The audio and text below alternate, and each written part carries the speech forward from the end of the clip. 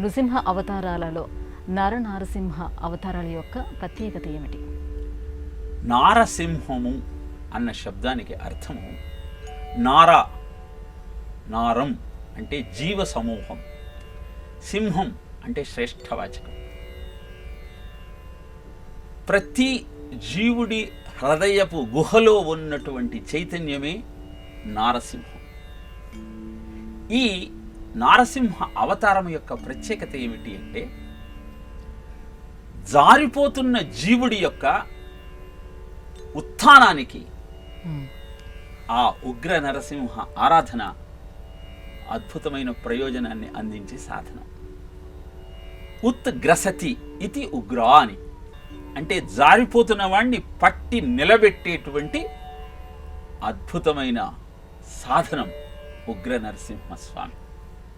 అందుకే సంసార కూపమతి ఘోరమదాధమూలం సంప్రాప్య దుఃఖ శత సర్ప సమాకులస్య దీనస్య దేవ కృపయా శరణాగతస్య లక్ష్మీ నృసింహ మమ దేహి కరావలంబం అంటూ లక్ష్మీ నరసింహ కరావలంబ స్తోత్రంలో మనం ఆ స్వామిని ఆరాధించే ప్రయత్నం చేస్తాం.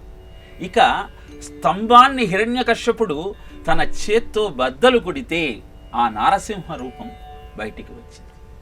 అంటే నీ దేహం అనే స్తంభాన్ని నీ సాధన అనేటువంటి తాడనంతో నువ్వు పీడించగలిగినప్పుడు మాత్రమే ఆ చైతన్యం బహిర్గతమై జ్వాలా నరసింహంగా నీకు ద్యోతకమవుతుంది. జ్వాలా నరసింహము అంటే తన అద్భుతమైన ప్రకాశంతో నీకు మార్గదర్శకం చేయటం. నీలో ఉన్న ఈ మాయతర తొలగినప్పుడే ఆ నారసింహ రూపం నీకు ప్రత్యక్షమవుతుంది. అందుకే సింహాచలంలో చందనోత్సవాన్ని జరుపుతాం అక్షయ తృతీయ రోజు. ఆ ఒక్కరోజు మాయతరను తొలగించి నిజ స్వరూపాన్ని నువ్వు దర్శించటానికి అద్భుతమైనటువంటి అవకాశం నీకు చిక్కుతుంది. అందుకే చందనోత్సవానికి అంత ప్రాధాన్యత.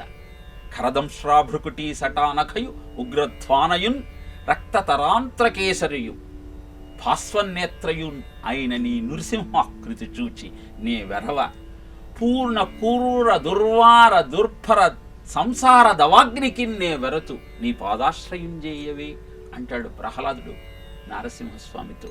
నువ్వు ఇంత భయంకరమైన రూపంతో ఉన్నావని చూసి నేను భయపడటల్లా, నా సంసారాన్ని చూసి నేను భయపడుతున్నా.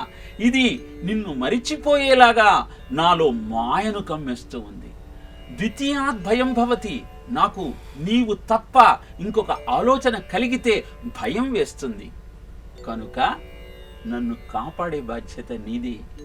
నిరంతరము నీ ఆలోచనతో నా జీవితాన్ని సుసంపన్నం చేసుకునే అదృష్టం నాకు ప్రసాదించమంటూ, ముక్తి ప్రసాదించమంటూ ప్రహ్లాదుడు నరసింహుణ్ణి అభ్యర్థిస్తాడు. భోగేషు పుణ్యం కుశలేషు పాపం కలేవరం కాలజవేన హిత్వా కీర్తిం విశుద్ధం సురలోక గీతం.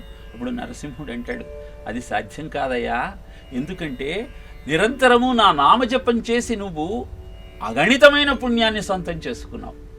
కనుక ఆ పుణ్యాన్ని భోగం రూపంలో అనుభవించిన తరువాత మాత్రమే నీకు నా సాయుధ్యం దొరుకుతుంది అని ప్రహ్లాదుణ్ణి ఒక మన్వంతర కాలం అధిపతిని చేసి అన్ని భోగభాగ్యాలు అందించి అనంతరం చిరంజీవిగా కటాక్షించాడు.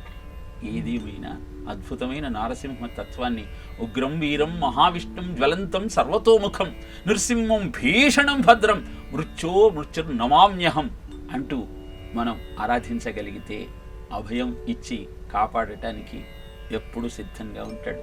శ్రీరమణీయ నృసింహ విహారము ఇంద్రశత్రు సంహారము పుణ్యభాగవతుడైన నిశాచరనాథ పుత్ర సంచారము ఎవ్వడీని సువిచారత విన్న పఠించిన శుభాకారత తోడ ఏ భయమునందని లోకము కల్గు భూవరా అంటాడు సప్తమ స్కందంలో వ్యాసుడు. ఎవరైతే ఈ నరసింహస్వామి యొక్క చరిత్రను వింటారో, ఎవరైతే ప్రహ్లాదుడి యొక్క గాథను ఆయన సాధనను తెలుసుకునే ప్రయత్నం చేస్తారో వారికి భయం అనేది ఉండనటువంటి అద్భుతమైన వాతావరణం ఏర్పడుతుంది. అందరికీ అభయం ఇచ్చేటువంటి అద్భుతమైన తత్వం వారి సొంతమవుతుంది. కాబట్టి నరసింహస్వామిని ఆరాధిస్తూ ఆనందంగా ఉండే ప్రయత్నం